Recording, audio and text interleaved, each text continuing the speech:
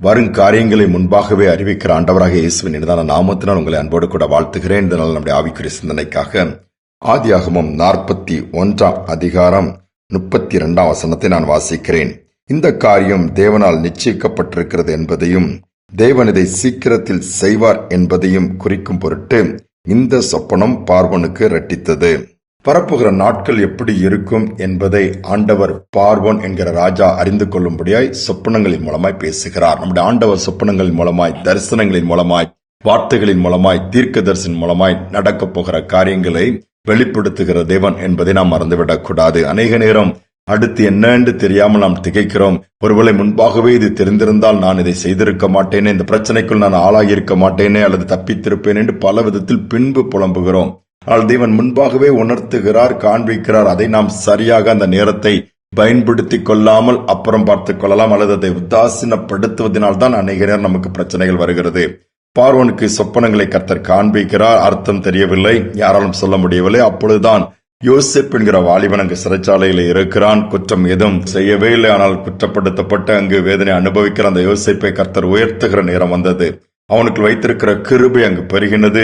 சொப்பனத்திற்கு அர்த்தம் சொல்லக்கூடிய அப்படிப்பட்ட பாக்கியத்தையும் கர்த்தர் கொடுத்திருந்தானால் யோசேப் அங்கு அழைத்து வரப்படுகிறான். சொப்பனத்தை ராஜாவிடம் கேட்டு நடக்க போகிற காரியங்களை கர்த்தர் இவ்விதமாய் உங்களுக்கு காண்பித்திருக்கிறார் என்பதை வெளிப்படுத்துகிறான். எப்படி என்று சொன்னால் 7 வருடம் நல்ல செழிப்பு இருக்கும். அதற்கு பின்பு ஒரு 7 வருடம் கொடுமையான பஞ்சம். இந்த 7 வருடத்தின் மேன்மைகளும் மறக்கப்பட்டு போகிற அளவுக்கு, பட்சித்து போடக்கூடிய அளவுக்கு அந்த பஞ்சம் தலைவரித்து ஆடும் என்று சொல்லி அதனுடைய அர்த்தத்தை சொல்லுகிறான். அதோடு மட்டுமல்ல, நீ நல்ல 7 வருடம் விளைச்சல் இருக்கும்போது அதை எல்லாவற்றையும் சேர்த்து வைத்துக் கொண்டு பண்டகசாலை ஏற்படுத்தி, நல்ல மனிதனை ஏற்படுத்தி, உண்மை உத்தமாய் அதை நிர்வகித்து காரியத்தை செய்வீர் என்று சொன்னால் பஞ்சத்துக்கு தப்பித்துக் கொள்ளலாம் என்கிற ஆலோசனை கொடுத்து விட்டு போகிறான்.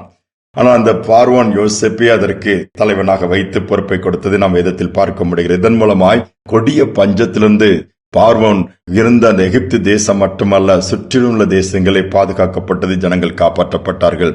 நம்முடைய வாழ்க்கைக்கு நேராக இன்று கடந்து வருவோம். ஏதாவது காரியங்களை அவர் உணர்த்துவார், மனதுல படும், இதை செஞ்சிட சொல்லி, அல்லது இங்க போக வேண்டாம் இன்னைக்கு, அல்லது இன்னைக்கு உங்ககிட்ட பேச வேண்டாம், அல்லது இன்னைக்கு இதை உடனே போய் செய்யணும்னு சொல்லி உந்தி தள்ளுகிற ஒரு உணர்வு ஏற்படும், அல்லது ஒரு வார்த்தை வரும், அல்லது ஒரு சொப்பனத்தின் காரியங்கள் வரும்போது நாம் அப்படி அலட்சியமா எடுத்துவோம் சொன்னா அதனுடைய ஆபத்து, பாதிப்பு பின்பாக பெரிதாக இருக்கும். அநேக நேரம் நம்ம அனுபவித்திருக்கிறோம்.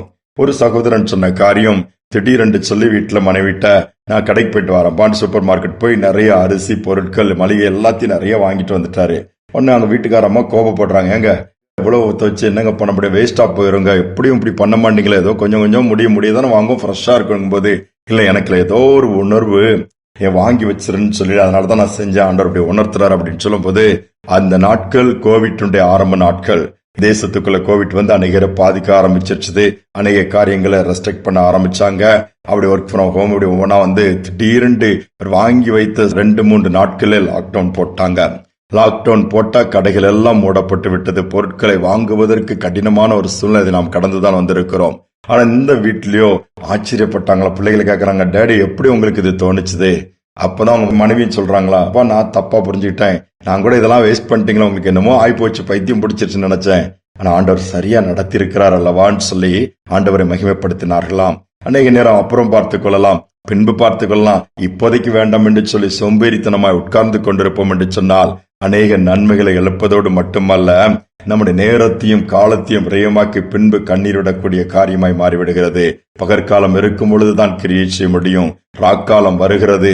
அப்படிப்பட்ட காலத்துக்குள் நாம் நுழைகிறோம். பஞ்சங்கள், போர்கள், பூமி அதிர்ச்சிகள், மரணங்கள், கொள்ளை நோய்கள் எல்லாம் ஒன்று சேர இணைந்து தாக்கத்தை துவங்கிவிட்டன. இந்த நாட்டிலாவது நாம் விழித்துக் கொண்டு ஆயத்தமாய் ஆண்டோடைய வார்த்தைக்கு உடனே கீழ்ப்படிகளா இருப்போம் என்று சொன்னால் நாம் எல்லாவற்றிலும் பாதுகாக்கப்படுவோம். கர்த்தர் நம்மை நடத்தி அவருடைய ராஜ்யத்திற்கு கொண்டு போய் பத்திரமாய் சேர்ப்பார். அந்த பாக்கியத்தை நாம் பெற்றுக்கொள்ள முடியும். ஜெபிப்போம். அன்பின் தகப்பனே, கடைசி நாட்டில் நாங்கள் வந்திருக்கிறோம். எங்கு பார்த்தாலும் நிர்பந்தமான அல்லது ஒரு நிச்சயமற்ற ஒரு சூழ்நிலை நாங்கள் பார்க்கிறோம். அப்பா, என்ன நடக்கும் என்று சொல்லி யாராலும் நிதானிக்க முடியவில்லை. ஆனாலும் கூட எங்கள் மனங்கள் இன்னும் சோம்பேறித்தனமா இளைப்பாறுதலை தேடிக்கொண்டிருக்கிறது. நாளைக்கு பார்த்துக் கொள்ளலாம் என்று சொல்லி காலங்களை வீணாக்கி கொண்டிருக்கிற நிலைமையெல்லாம் எடுத்து போட்டுவிட்டு உற்சாகமாய் இந்த நாட்களை சரியாய் பயன்படுத்திக் கொள்ளக்கூடிய பாக்கியத்தை ஒவ்வொருவருக்கும் கொடுப்பீராக. காரியங்கள் வெளிப்படும் பொழுது அதை கீழ்ப்படியக்கூடிய கிருபையை தாங்க கொடுங்கப்பா.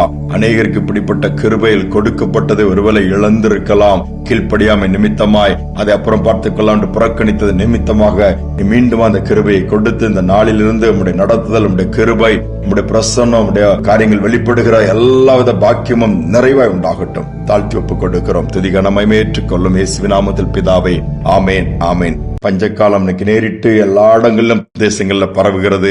யுத்தங்கள் எல்லா இடத்திலும் வேகமாய் இன்னைக்கு தீவிரமா நடந்து கொண்டிருக்கிற இந்த காலகட்டத்துல தஞ்சமான இயேசு நம்மோடு கூட இருப்பாரு.